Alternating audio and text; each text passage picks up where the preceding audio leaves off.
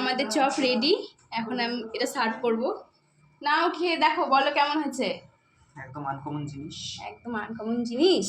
Yummy. খেয়ে সত্যিকারের review দিবা কিন্তু।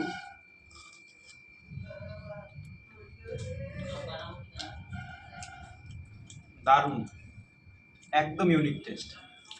একটু দেখা ভেতরটা ভেঙে দেখাও তো। একদম ক্রাঞ্চি, টেস্টি চিজ। সিদ্ধ করে নিয়েছি। আজকে হবে সোয়াবিনের পকোড়া। বৃষ্টির দিনে এরকম সোয়াবিনের পকোড়া খেতে খুব ভালো লাগবে। তো সিদ্ধ করে নিয়েছি, এখন এটাকে মিক্সচার মেশিনে দিয়ে দিব।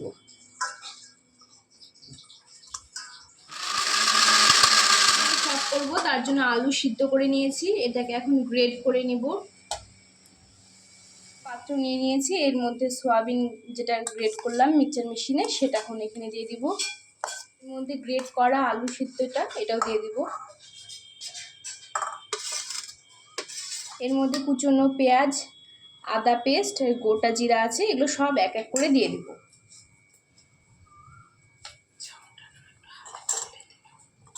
গোটা জিরা এটা দিয়ে দেবো। একটু কাঁচা লঙ্কা পেস্ট, ঝাল অনুযায়ী যে যেরকম ঝাল খায় সেভাবে। গোলমরিচ গুঁড়ো। রূপার বাটি নাকি এটা? হ্যাঁ, রূপোর বাটি, পিয়ার অন্নপ্রাশনের রূপোর বাটি। ও গুঁড়ো, লবণ স্বাদ অনুযায়ী। এটাকে হাতে ডলে দিয়ে দিব। এইভাবে হাতে ডলে দিয়ে দিব। সামান্য অরিগ্যানো ছিটিয়ে দেব। একটু গরম মশলা দিয়ে দিব।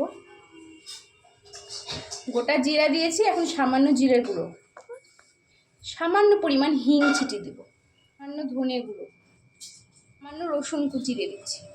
ভালো করে এটাকে পেস্টটাকে মেখে নিতে হবে। না, ধীরে সুস্থে আস্তে আস্তে মাখাতে হবে, যাতে সব যতগুলো ইনগ্রিডিয়েন্টস আমরা দিয়েছি সব একসাথে মিশে যেতে পারে। বল করবো তো, তাই জন্য চিজগুলো নিয়ে নিয়েছি। এটাকে এখন লম্বা লম্বা করে কেটে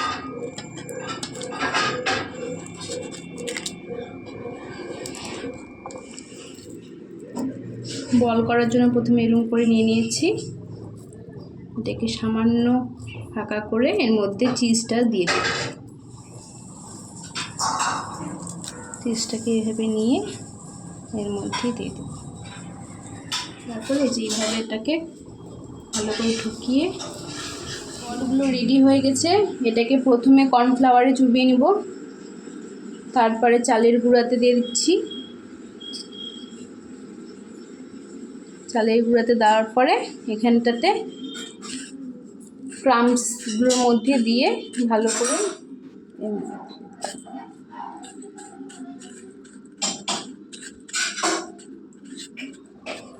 এই বলগুলো রেডি হয়ে গেছে। এখন এটা ভাজার জন্য একদম ধরিয়ে নিয়েছি। এখন এটাতে সাদা তেল দিয়ে দিব। তেলটা গরম হয়ে গেছে, এখন আমরা এক এক করে এই বলগুলো ছেড়ে দেব।